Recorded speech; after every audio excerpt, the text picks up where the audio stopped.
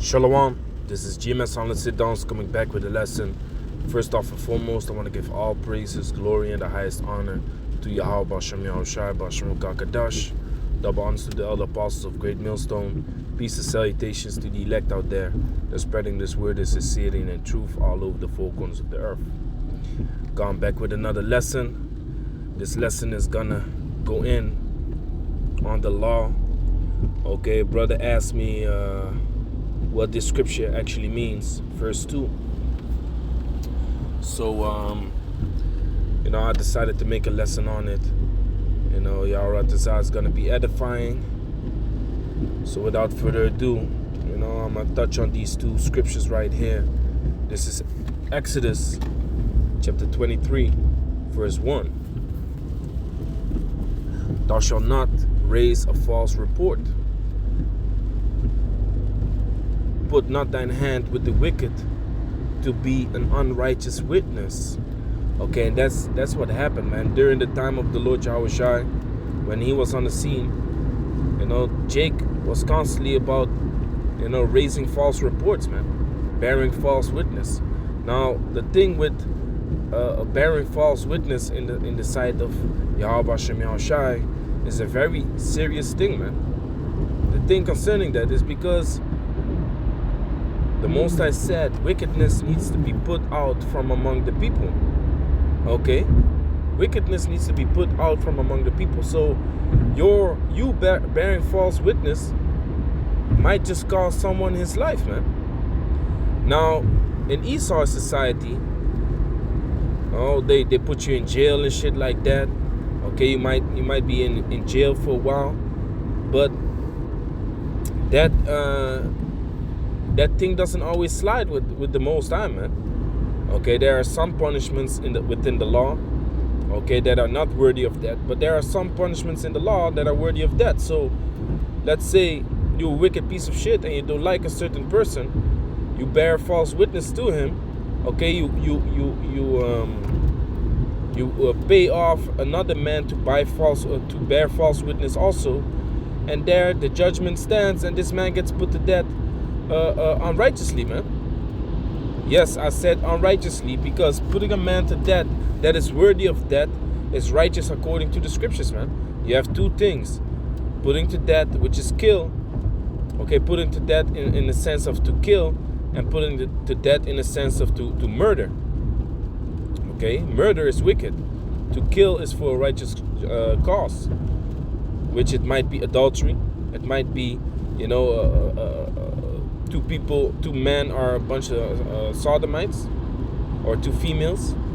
Okay, it can be anything, man. So to put someone to death can be for a righteous cause. Now, if this man hasn't done anything, or this woman hasn't done anything, you bearing false witness can really mess this person up, man. Let me see, Deuteronomy, if I'm correct, Deuteronomy 17. Deuteronomy 17 and 12. And the man that will do presumptuously and will not hearken unto the priest that standeth to minister there before the Lord thy power, or unto the judge, even that man shall die, and thou shalt put away the evil from Israel. Okay, so just as an example, right? The Lord, his commandment is that you have to put away evil from the midst of Israel. Okay, so when you claim a man has done evil, and you pay off a witness, this man is going to be put to death, man, because it says where two are together, there shall the judgment stand, man. That's in the law also. Okay, Salakia, bear with me for a moment, because it's storming over here in Holland, man. It's a crazy storm going on. Okay,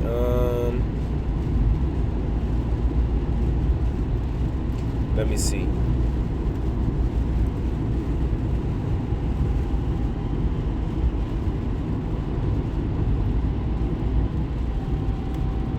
It says, inquire diligently.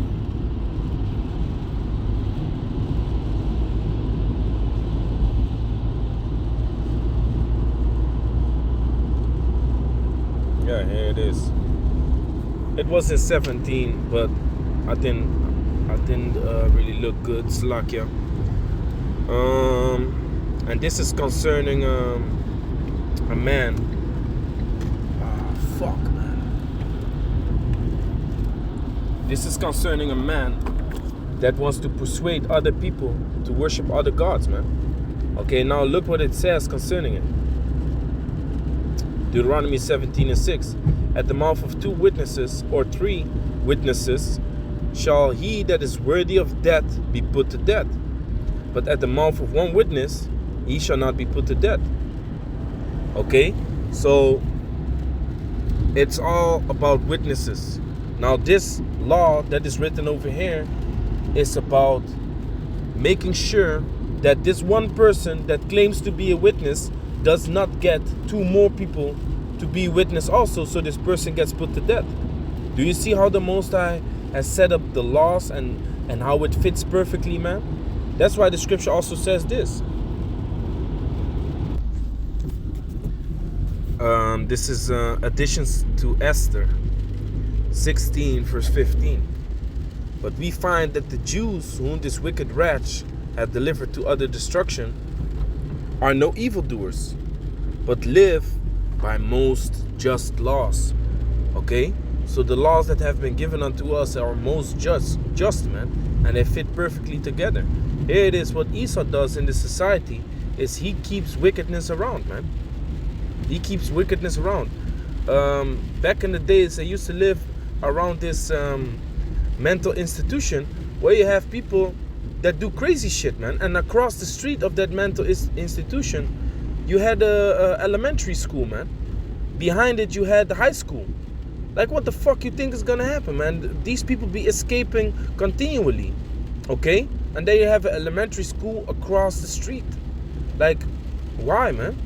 Okay? People that have issues like that or that lay hands on someone, first off and foremost, they are possessed. They have demons on them. If you see a person that is like a lunatic, or if you see a person that has like spasms and shit like that, that person is freaking possessed, man. He has a demon possession, man. Okay? Now, if he lays hand on someone, the laws are fitting to him just as how the laws are fitting to a regular person, man. Okay? But what does Esau do? Esau says, nah, he has mental issues. Fuck those mental issues, man. What is the reason that he has those mental issues? He's a wicked piece of shit. The Most I put those mental issues upon him, man. Okay? That he do something stupid. Because the scripture says, the Most High created spirits for vengeance. Okay? Now, if the Most High lays that spirit upon him, that he turns out to be a bug out or a nutcase, and he does some crazy shit, he needs to be judged accordingly. But in Esau's society, that doesn't happen. Okay? Same thing goes with that so-called white privilege. No, he got molested when he was a child, blah, blah, blah, blah, blah. He is just a confused little boy. Oh, then he's a confused little boy. But you know what? And enough about Esau's bullshit laws and ways, you know, because it's only vexing. But the point is, the Most High's ways, the Most High's laws, the Most High's judgments are perfect, man. So on one hand, the Most High says, if you are a witness, if you've seen something wicked, for example, a man is trying to lure other men to worship other gods, if you see that, hey, you ain't gonna let that shit slide, man. You gotta see if there are other people that also noticed it. Okay, you gotta do a diligent search, man. That's actually what the scripture says. You gotta do a diligent search. Let me see. Is it playing now? Yeah, Salakia. Let me play this real quick. You gotta do a diligent search, man. I think I was here. And then park real quick. It says, yeah, man. It says here, Deuteronomy chapter 17, verse 4. And it be told thee that thou hast heard of it and inquired diligently. And behold, it be true, and the thing certain that such abomination is wrought in Israel. So you need to be certain. It needs to be true. You need to inquire diligently. Okay, go to these people, ask them, like, are you sure this is your statement? Okay, are you sure? And then, the 3 witnesses will be established, or 2 witnesses will be established, and judgments will be passed. But in order for righteous judgments, in order for righteous judgment to be passed, you need to have righteous witnesses, just witnesses. And the Most High was like, okay, in order to get righteous and just witnesses, I need to set up a law concerning righteous witnesses, man. And this is it. Exodus 23, verse 1. Thou shalt not raise a false report. Put not thine hand with the wicked to be an unrighteous witness, you see? So you're not allowed to do that. This is according to the law. If you do that, it will be consequences, man. If you bear false witness, someone gets put to death, you are a murderer, man. You killed a man. What happens to a man that kills another man? He needs to be put to death himself. That's why Yahushua said, they that kill with the sword, or he that killeth with the sword must be killed with the sword. When Peter raised up his sword, man, and cut off the man's ear. Verse 2. Thou shalt not follow a multitude to do evil, neither shalt thou speak in a cause to decline after many, to wrest judgment. Okay? So in this case, you need to testify. Okay, you need to testify. You are a witness. Okay, a witness testifies what he has seen. Thou shalt not follow a multitude to do evil.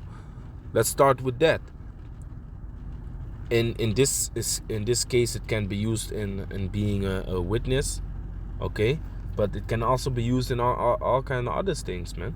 If you look at this modern day world, you have a lot of wicked pieces of shit, wicked jakes, okay? And you might come into this truth, and if you still hang around that group of jakes that you used to grow up with, that does all kinds of wicked things, you might get lured into wickedness yourself, man.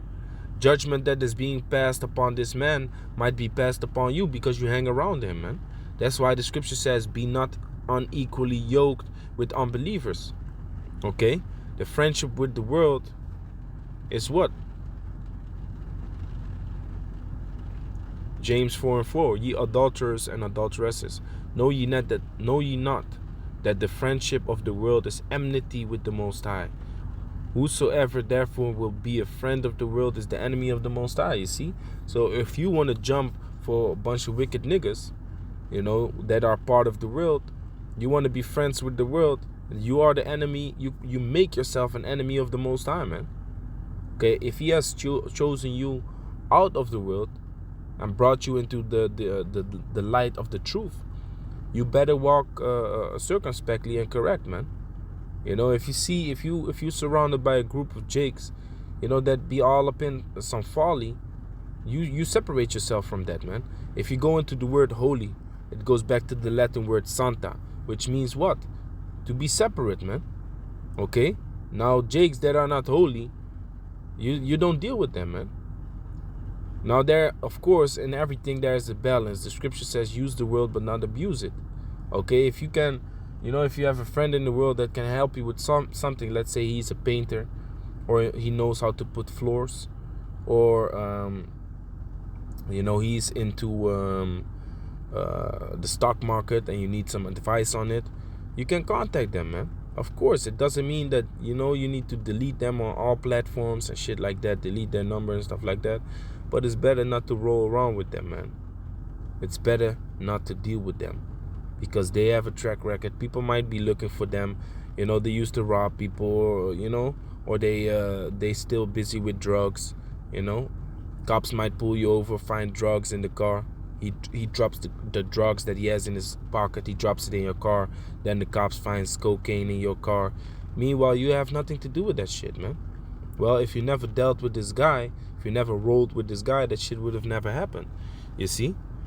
So it says, Exodus 23 verse 2. Thou shalt not follow a multitude to do evil, neither shalt thou speak in a cause to decline after many, to wrest judgment. So here it is, you have to testify, right?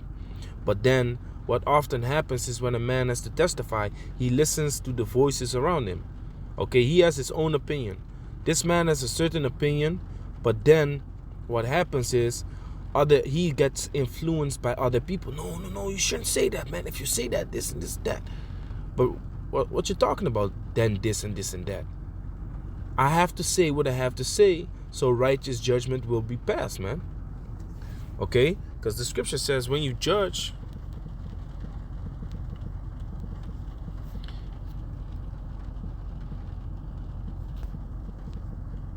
it has to be righteous, man.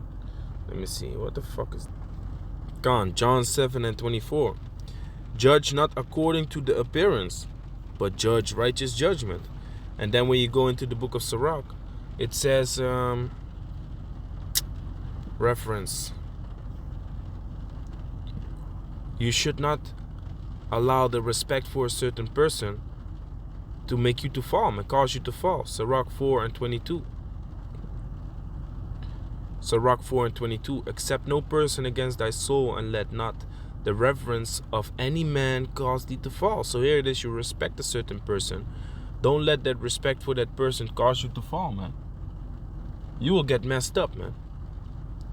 You will get messed up. So you got to be sharp, man, concerning it. Got to be sharp, and at all costs you need to make sure that by your words righteous judgment will be passed, man. So let's go into it again.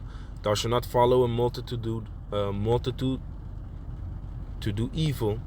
So not because everyone is doing it, you're supposed to go along with those sheep, man, that walk into the pit. Okay, and that's what the majority of Jakes do, because they see the world of Israel is not really into this truth. They just follow them, man. Okay, and then you have certain cats. Yeah, but that's another story. They be like, because my friends are not, down with it, then they keep walking often in the camp. There's a group of 10 Jakes. One Jake is interested, but then the rest of his group calls him, and he gets pulled away from this word, man. Now Yahushua spake about that too. The seed that landed, but the bird comes and he snatches away the seed.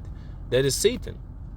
Okay, and Satan in that sense, in that case, is upon these other 9 Negroes, man, dragging this man away from the word of truth. Okay?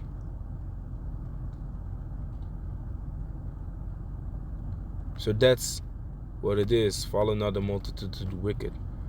Neither shalt thou speak in a cause. So you have to testify. But when you have to testify, neither shalt thou speak in a cause to decline after many. You decline what? You decline after many to wrest judgment. Let's go into that word rest to explain it better. Let's look up the word decline first. To stretch out, extend, spread out, pitch, turn, pervert. You see, so it goes into the word pervert, man. What does the word pervert mean?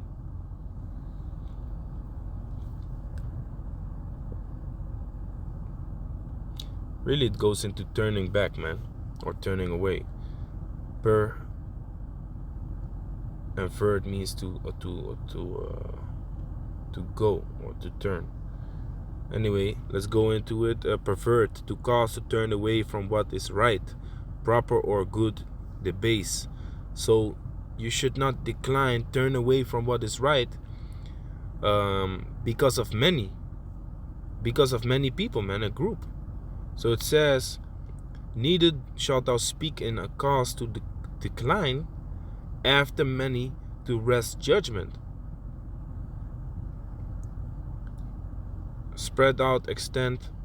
You see, so to perverse your judgment, you don't perverse your words, so you don't turn around your words because of many to bring out a false judgment, man. Okay? So this verse I can understand. It's a little bit difficult to understand, but you should not decline. Let me see. I think it's even the same word, man. Yeah, man.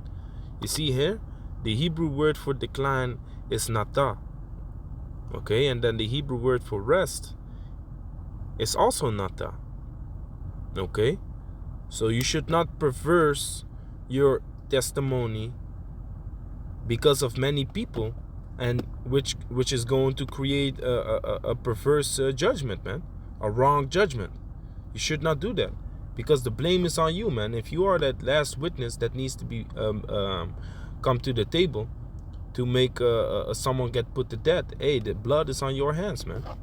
You see, nowadays, things don't really go like that, but still, it is a very important thing to keep in mind. Like, don't let other people influence your opinion, man.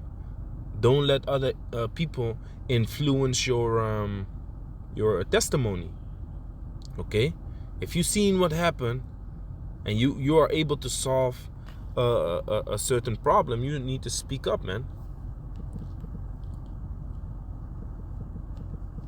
Let me see. Man, I always forget the scripture. Occasion, when there is occasion to speak.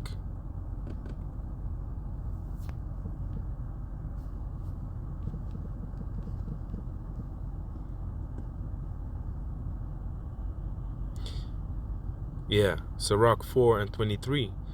And refrain not to speak when there is occasion to do good, and hide not thy wisdom in her beauty. Okay, now this verse comes after the verse that we just read. Accept no person against thy soul, and let not the reverence of any man cause thee to fall. So watch out with the respect you have for a person. Don't defer, don't pervert your judgment concerning him, or your testimony concerning him, because you respect the man or because you like the man. You see, don't do that, man, because afterwards this verse comes out, and refrain not to speak when there's occasion to do good. You can solve a problem, man. Okay, two men are going back and forth. No, I did it. I didn't do it. Yes, you did. No, I didn't do it. Yes, you did. Here it is. You've seen the whole thing happen. This man did do it, but he is lying out of his wits, man. You have the occasion to do good. You have the occasion to solve the whole problem. So you need to speak. When there is occasion to do good, and hide not thy wisdom in her beauty. You've seen what happened, so you can speak on it, man. You should not keep it to yourself just because you like the one guy better than the other. He's your friend, the other man not. He at one point, spoke rough to you or whatever. So yeah, you're gonna team up with the other guy, but the other guy is actually wrong. Okay, that's where it says, "Thou shalt not raise a false report." Exodus 23:1. Okay, so what I did was I broke it down on how things went down in the ancient days, but now the same thing you can apply nowadays, man. These are the laws, these are the commandments. You need to apply righteousness into your life. To know the scriptures is one thing. To understand the scriptures is another thing. But to apply them in your life is what's necessary, man. Esau knows the scriptures. He doesn't do nothing with it, man. He doesn't do shit with it. So what does that prophet then? He doesn't do shit with it, man. Okay? Thou shalt not raise a false report, put not thine hand with the wicked to be an unrighteous witness. So just because you like the one guy better than the other, you team up with him, but you actually know that the guy you team up with is wrong. That's wickedness, man. And don't get influenced by other people, when they say, hey, you know what you got to say, right? Say it now, right now. So you back me up, basically. Don't get influenced by other people when you need to testify, man. Because going back to the ancient times of Israel, some people got put to death for that, man. Now, in these days, that might not be the case, okay? But still, apply righteousness, man. So with that, I want to give all praises, glory, and the highest honor to Yahweh, Bashem Yahushai, Bashem Kakadash, Shalom to the elect.